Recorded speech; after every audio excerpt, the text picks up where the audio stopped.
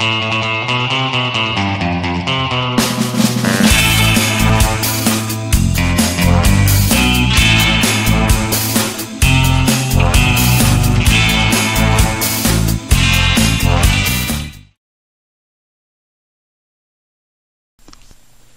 again guys, I'm back with another unboxing for you. Now this one contains some used puzzles rather than new ones. I bought from the Twisty puzzles forum, but I'm sure they're all going to be in absolutely excellent condition. I got these for a very good price, and they're from a guy who loves these puzzles, so I'm sure they've been very well looked after, so I've got no problem buying from him whatsoever. So we'll dive straight in here and show you what we've got. There's some nice puzzles in this.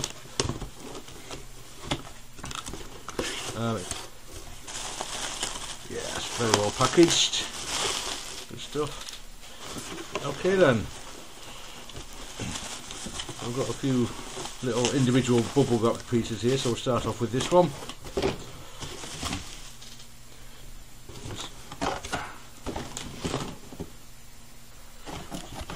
Move it out of the way and dive into this package here. Okay, so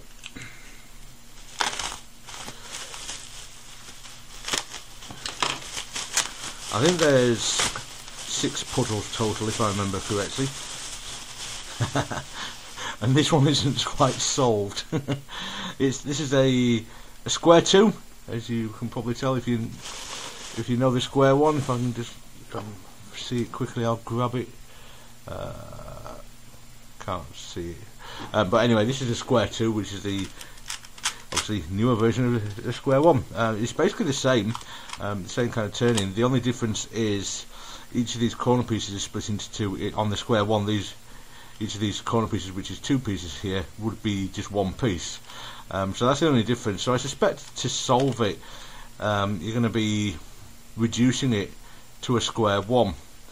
That would be my initial idea of how to approach it, which would be pair up all the corners and then just solve it the same way as you would a square 1, but obviously that may very well be easier said than done.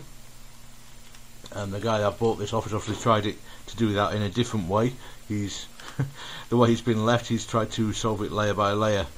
But anyway, I'm sure this is going to be a very fun puzzle. The turning quality seems fine.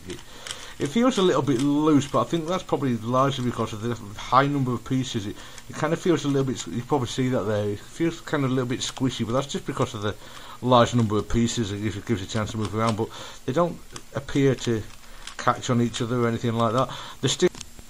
The stickers on this are very nice quality. It's actually got a set of IZOD stickers on this.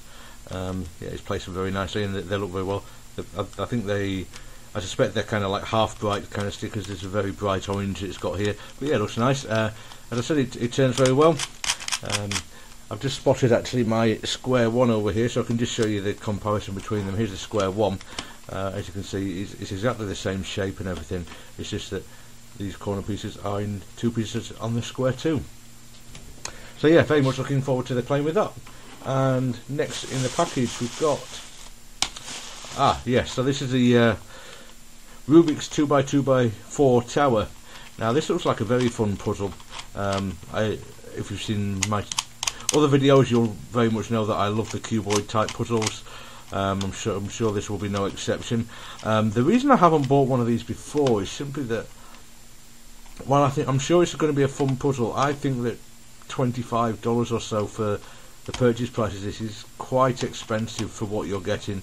So that's one of the reasons I've kind of laid off buying this one. I'm sure it's not going to be too difficult to solve, but it's kind of a slot filler in my collection. It adds something to the collection that's not already there. As you can see, it's fully proportional and shape-shifting, so once it's shape-shifted it will be highly bandaged into probably a 2x2 cube. I think that you'll need to solve to return it to the cuboid state, and then kind of like other cuboids, parity algorithms to solve what's left. So yeah, it feels very nice actually. Again, it's in excellent condition. It turns very nicely actually, which is you may well know, somewhat surprising for Rubiks puzzles sometimes, Rubiks brand. But yeah, each of these layers turns absolutely fine, and yeah, I'm sure I'm going to very much enjoy playing with that one too. And next in here is, yes, the Master Skewb. There we go, yeah. If you don't know, it's a corner or vertex turning puzzle.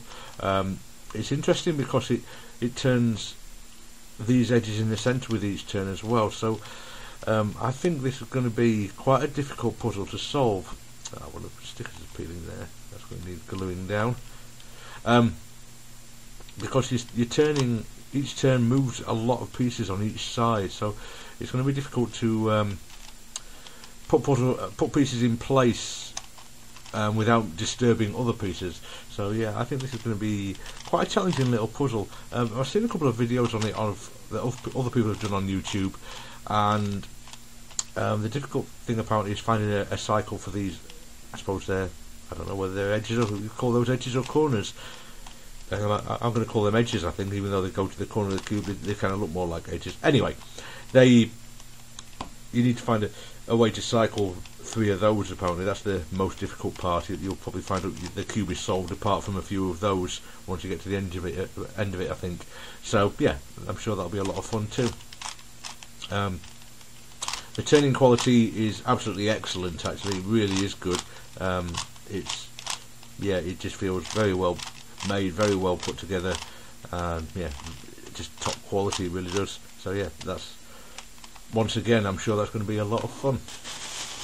And the last one in this particular little package, another cube, the Master Skewb. So if you've got or seen a Skewb, then this is like the Skewb is like a 2x2 version, this is like a 3x3 version of it. So you've got a layer there, another layer there in the middle, and a layer on the left hand side. So yeah, that makes it a 3x3. I'm sure it's with the movement being similar, I'm sure it probably solves in something of a similar way, but I'm not entirely certain. The original Skewb is fairly straightforward to solve. If you haven't seen one of those, that's this puzzle here. This is a original Skewb, so as you can see, you've just got 2 layers. It's one there and one there. The interesting thing about it though is it's what they call deep cut. Each turn changes something on every single side of the puzzle. Every one of the 6 sides has a piece moved when you make a turn. Let's see if it's the same on the Master Skewb actually. Yes, it is. Every single turn affects something on every face of the puzzle. So yeah, that's interesting. So yeah, again, it turns really well. This is by Lanlan, by the way, if I didn't already say that. Yeah, excellent quality, excellent turning quality, and yeah, I'm sure it'll be a huge amount of fun. Okay, so left in the box there is 2 puzzles. This is the first. This has got a couple of different names. I'm looking forward to this one. Trying to throw it on the floor. Okay, you can see it's MF8 brand, and this is a starminx, or it's some kind of called a corner turning starminx, or a Dino dodecahedron. It also gets called, and I'll explain why that is right now. So you can see why it's called a starminx, obviously, because you've got stars on every face. It's corner turning because, yeah, obviously the corners turn. And it's a Dino dodecahedron because the way it turns, I think, is very similar to a Dino cube. If you've seen a Dino cube, this is a Dino cube, and yeah, you can see you've got like a triangle that turns with each turn, or more of a pyramid, I suppose. And yeah, this is similar kind of thing. The difference is, of course, on the Dino cube, all you've got is the 3 corners on each piece, whereas this has got edge pieces as well. So I don't know how difficult this is going to be to solve.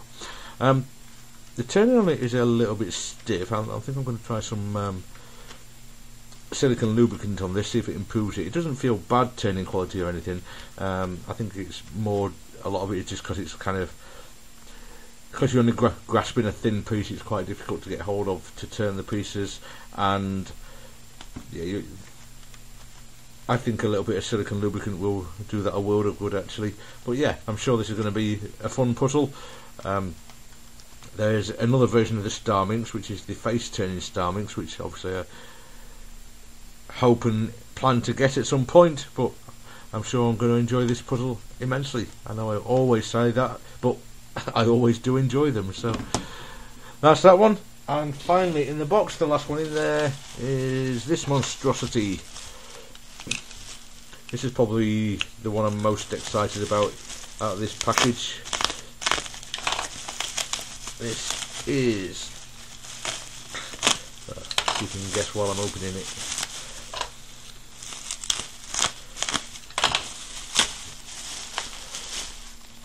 Okay then, so this is a Master Kilominx. Once again, it's MF8 brand, and yeah, this should be a lot of fun. It's the first kind of higher order dodecahedron I've bought so far.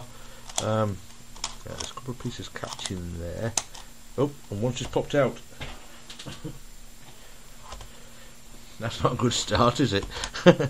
Oh, I see. It just kind of clips onto an interior piece there. Right.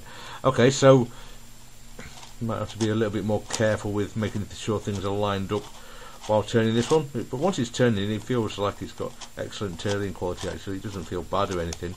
I think perhaps I just didn't have things lined up properly when I was turning that. Because yeah, it doesn't feel terrible or anything on these other layers.